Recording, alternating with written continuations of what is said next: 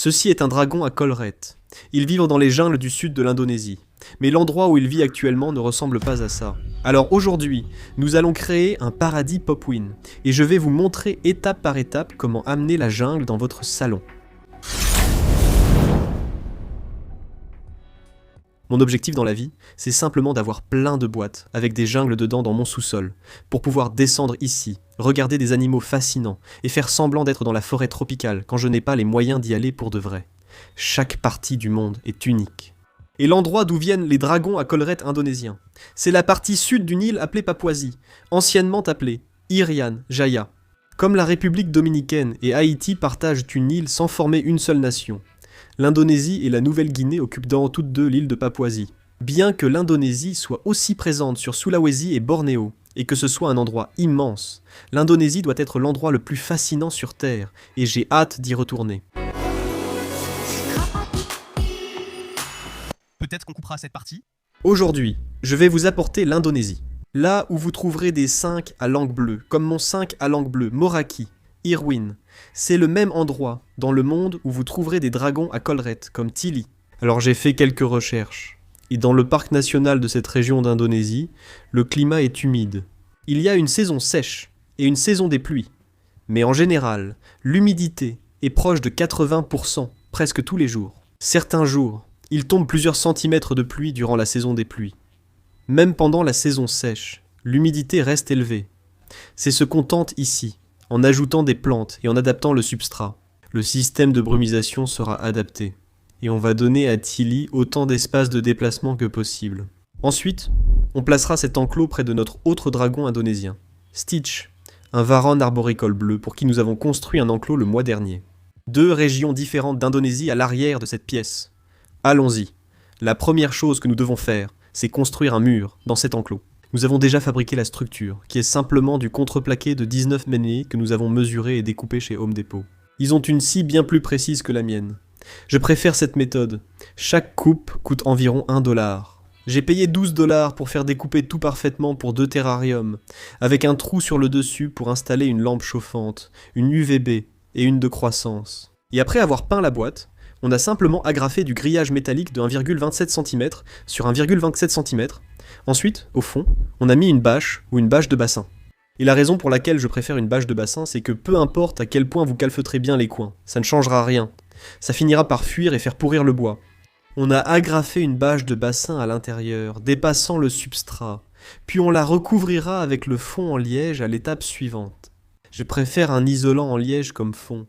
Ça semble sombre, donc depuis l'autre côté de la pièce, on a l'impression de regarder dans un abîme, comme s'il y avait autre chose derrière le terrarium.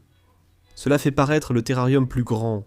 Mais l'essentiel pour l'animal, surtout pour un animal arboricole comme un dragon à collerette, c'est qu'il puisse utiliser la zone d'escalade. Donc cet animal peut grimper sur chaque partie du mur, ce qui veut dire qu'il ne grimpe pas seulement sur les briques, les branches et tout ce qu'il y a à l'intérieur du terrarium, mais les murs eux-mêmes servent d'endroit où il peut vraiment se percher, se chauffer et se déplacer. Je fixe les panneaux de liège avec des vis à bois, en les serrant pour qu'elles ne dépassent pas derrière. Le terrarium mesure 3 pieds de large, 2 de profondeur et 6 de haut. J'utilise des panneaux de liège de 3 pieds de long, qui s'adaptent parfaitement à l'arrière sans découpe. J'en superpose 5 pour recouvrir la bâche de bassin. Et si de l'eau coule, elle ne coule pas derrière la bâche de bassin.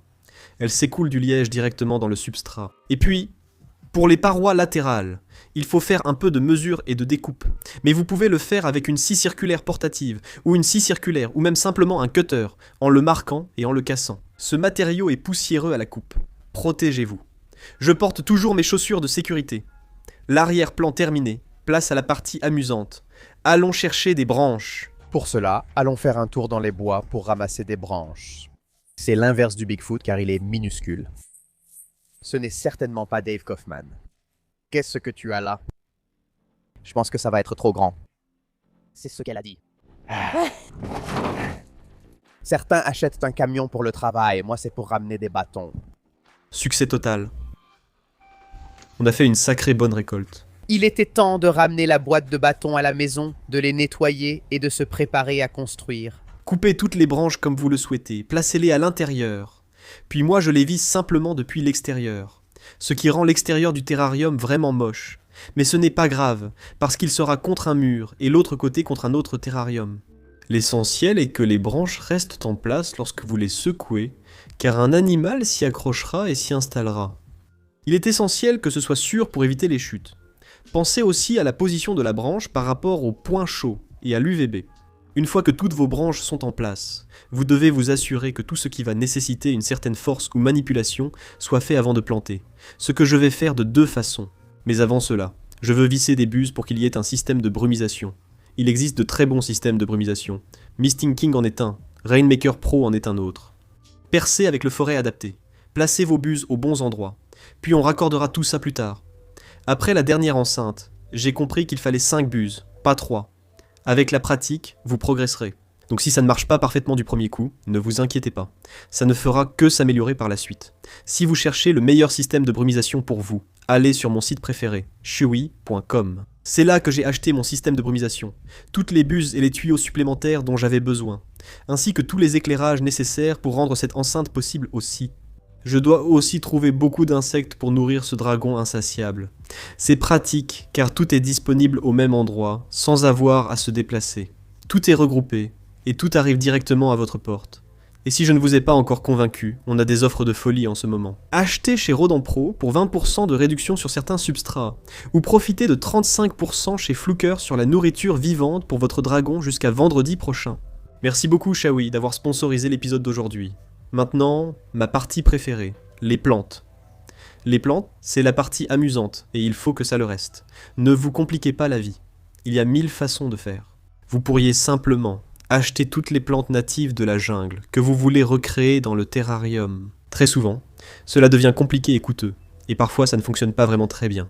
Donc pour moi, je choisis simplement des plantes que je trouve jolies, et je ne me prends pas trop la tête pour que ça ait l'air propre et bien rangé.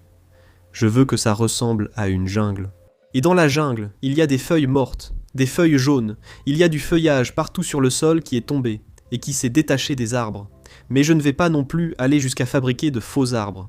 Donc je vais utiliser du liège. Je prends de la mousse de sphaigne ou de la fougère arborescente. Je pose la motte des plantes sur le liège, un peu comme sur une dalle. Je mets plus de mousse par-dessus, j'enroule le tout avec du fil de pêche, et ensuite c'est prêt à être installé sur le mur. Et pour cela j'utilise simplement des vis assez longues pour entrer dans le bois, mais pas jusqu'au bout parce que, eh bien, ce serait dangereux. J'ai choisi plusieurs types de plantes. Les Bellitis, désolé, elles deviennent un peu grandes, donc je vais les garder ici, et peut-être les tailler si besoin. La chaîne de tortue s'est bien développée dans l'autre terrarium. J'en ai aussi mis ici. J'ai d'autres plantes achetées à la serre, dont j'ignore le nom, mais je connais leur comportement une fois fixé. Je les ai disposées pour que ce soit esthétique à mes yeux. Pas besoin que ce soit hyper naturaliste, mais on veut que les gens passent, s'arrêtent et disent « Waouh, c'est quoi ?» Il ne faut pas que ce soit trop encombré, sinon après la pousse des plantes, cela paraîtra ridicule et demandera beaucoup de taille. Au début, l'ensemble semblera clairsemé, mais c'est normal, ça se remplira avec le temps. Notez aussi que cet animal pourrait déchiqueter certaines de ces plantes. Ce n'est pas un animal très massif, mais il l'est plus qu'une dendrobate, dont il faut s'en soucier davantage. Encore une fois, le mur sert de surface d'escalade. Donc, Tilly va pouvoir grimper partout sur les branches, peut-être descendre au sol s'il le souhaite, et ramper sur le liège. De cette façon, il pourra se placer exactement là où vous voulez les lumières. Et c'est la prochaine étape. Mais avant cela, plantons le fond. Pour le substrat, j'ai utilisé un mélange de fibres de coco, de copeaux de coco, de mousse de sphaigne, de terre végétale et de tourbe. J'ai mélangé le tout, descendu le mélange, puis versé dans le terrarium en veillant à ce que le substrat soit assez haut, au fond, créant une inclinaison. Plantez les plantes hautes à l'arrière, plantez les plantes plus courtes à l'avant. C'est à peu près tout, de la même manière que vous planteriez un jardin. De nombreuses plantes sont dans ma serre depuis longtemps, et je cherche simplement quoi en faire. Elles ne sont peut-être pas très belles ou fraîches, mais ce n'est pas important, elles repousseront. Elles aiment ces lampes qu'on va installer. Ensuite, on les taillera, et si besoin, on les replantera. On veut donner l'impression d'une jungle, mais ce n'en est pas une vraie. C'est un terrarium dans votre chambre que vous pouvez aménager à votre goût. Et à la fin, si vous voulez, mettez un peu de feuillage mort ou des débris végétaux ou quelque chose comme ça à l'intérieur de l'enclos, au-dessus, parce que ça fait naturel. C'est à ça que ressemble une jungle. Et ensuite, une faune détritivore, des cloportes et des colamboles. Ensuite, installez les lampes. Ce que j'utilise, ce sont les Luminis de Arcadia. Je les adore car elles changent de luminosité comme le soleil et se contrôlent via téléphone. C'est fantastique. J'en ai déjà parlé et on peut les relier. Et le mécanisme de liaison se visse, donc il ne se détache pas. Ça m'agaçait vraiment avec les anciens modèles. Ensuite, les anciennes Arcadia classiques pour l'UVB, que j'ai placées juste au-dessus du perchoir. Et j'ai bien vérifié que la mesure donne le taux d'UVB parfait pour cet animal, la zone Ferguson idéale pour mon animal. Dans la vidéo sur l'UVB que j'ai faite il y a quelques semaines, j'expliquais que j'avais besoin d'une nouvelle ampoule UVB. Désormais, Tilly en a une. Et la dernière étape consiste à mettre votre animal dans le terrarium et à voir comment il réagit. Mais d'abord, il me faut la vitre. Donc, on verra ça demain. Oui, il faudra installer les rails. J'utilise de la colle Gorilla, des serre-joints et du ruban adhésif. Je coupe à la bonne taille, installe, laisse sécher 24 heures, puis c'est prêt pour la vitre. Le verre récupéré chez le vitrier, installé, il s'adapte parfaitement. Petit conseil ici, utilisez un lubrifiant à base de silicone dans le rail du bas pour qu'il glisse librement et ne se coince pas. Maintenant, il est temps de mettre Tilly à l'intérieur. Et il adore vraiment son nouveau terrarium. Il a l'air un peu timide et réservé, mais c'est parce qu'il est dans un tout nouvel environnement. Il ne sait pas à quoi s'attendre. Il n'a aucune idée et voilà les insectes. Laissons Tilly manger. Dites-moi en commentaire pour quel animal on devrait créer le prochain terrarium sur mesure.